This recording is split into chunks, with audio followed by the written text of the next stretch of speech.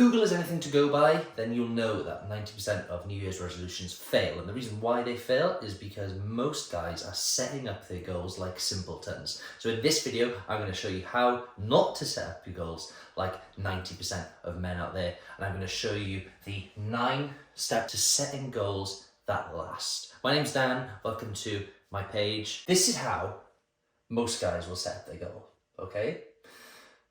And they'll write down on a piece of paper, I want to lose fat, or I want to build muscle, or I want to get abs. That's where their goals will start and finish, and that's the reason why they fail. We need to take it further, okay? 8 steps further. I'm going to use fat loss, or lose fat. I guess get abs ties in with that as well, just to show you how we can set up this process and how you can set up this process after you watch this video. So, if we want to lose fat, the second point is, well, we want to have some kind of target.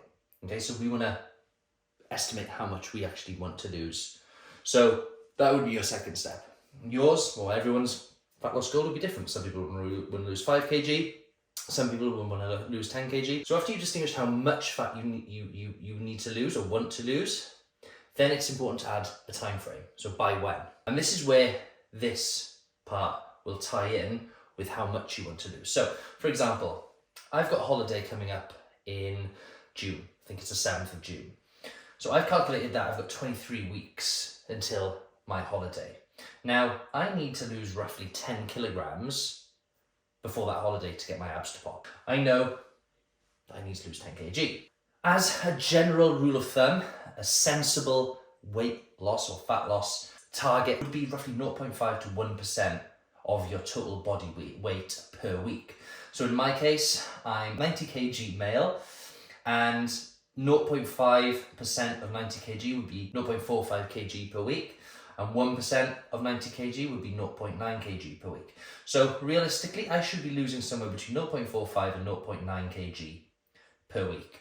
If we calculate that over 23 weeks, on the lower end of 0.45, that means I lose 10 kilograms. If I'm on the higher end of 0.9 kg, I'll lose roughly 20 kg of fat. That's if everything goes well, that's worst case. Okay, so 23 weeks, 7th of June, I should be 10 kg down as a minimum.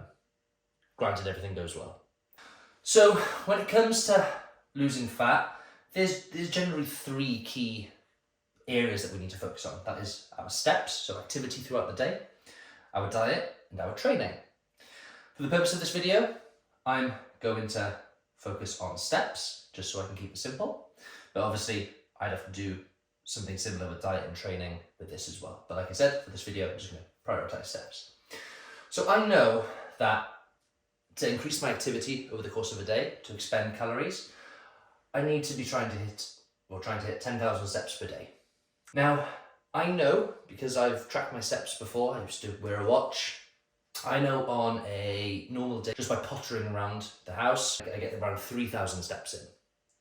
So already, I only need to get an extra 7,000 steps in. So all of a sudden, that 10,000 step per day mark looks a lot more achievable because I'm already doing 3,000 steps per day just by pottering around. So that means I've got 7,000 steps, so 3,500 walks per day. Okay, so I need to get out and walk twice to hit 3,500 steps. That for me is around a 25-minute walk. So I know to hit those 10,000 steps, I need to be walking twice a day for 25 minutes. So now this is where we can take it a step further in step 5. And that is, well, how am I going to get there? Okay, how am I going to hit those 25-minute walks? Well, I'm going to wake up 30 minutes earlier. That's a commitment that I made for myself. So that's what I'm going to do. That would be my first step. Then I've got one more walk. Well, I've looked at my calendar, I've looked at my routine, and generally, almost every day, I get my meat from the butcher. My butcher is around a 10-minute walk away. There and back is around 20 minutes, and I can just go the long way around to add an extra 5 minutes to that. So I know, mid-morning walk, that will take me to hitting my second 3,500 walk of the day. Now, I need a cue to remind me to do that. So here's what I'm going to do. I'm going to set a reoccurring reminder on my mobile phone, the one that I'm filming on now, and as soon as I wake up, I'm going to get a reminder to pop up saying, go for a walk.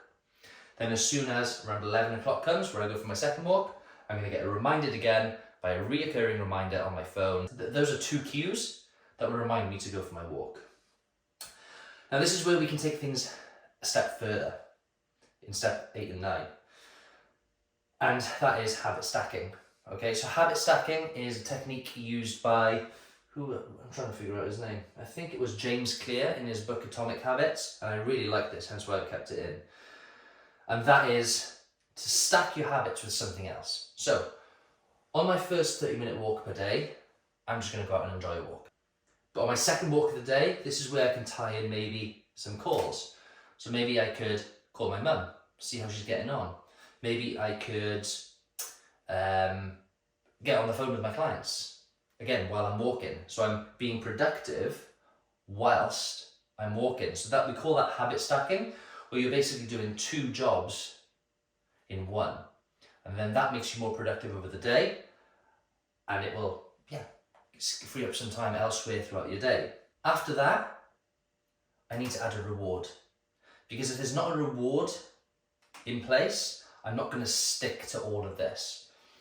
So the reward for my first walk is as soon as I get in, I will have my first warm brew of the day. That is my reward. If I don't go for my walk, I'm not getting that hot beverage. That is the kind of, trade-off that I've got going with myself. Second walk of the day, once I get in after my mid-morning walk, once I've been to the butcher, I will have my first decaffeinated coffee of the day. That is my reward. If I don't go for that second walk, I don't get a decaffeinated coffee.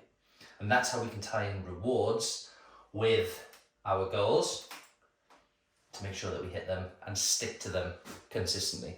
So that is my video on how to set goals. Follow it as you please. And if you've got any questions, let me know. If you follow this framework, chances are you'll stick to your goals throughout the year. Hope you enjoyed. Make sure you give me a subscribe if you liked the video.